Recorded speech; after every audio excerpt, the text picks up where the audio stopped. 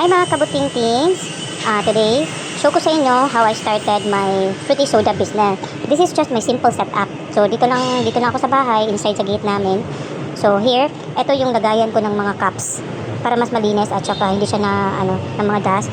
So, I have 3 sizes. I have the 12 ounce, 16 ounce, and the 22 ounce, and the flat lid. Yeah. And here is yung kailangan may lagayan ka rin ng straw and may nata de coco. And meron din tayo here is kailangan natin ng jigger. Ito yung jigger. So, para mas malinis siya. And the scooper, strainer para sa nata de coco. And we have here the ice scooper and the bar spoon. And for the straw, kailangan mo ng dalawa. 2 kinds of straw. Yung boba straw and the thin straw.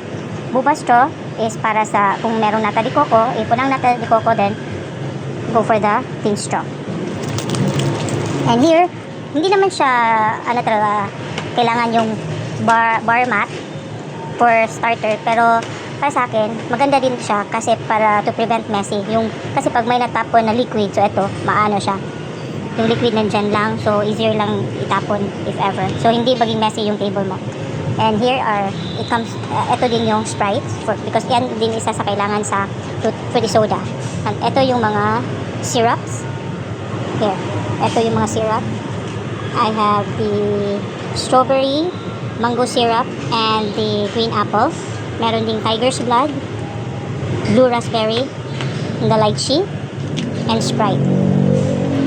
And then, you should have, kailangan rin natin meron din yung ice. So, for another video, I'll show you because ako kasi, I make my own ice para tipid din.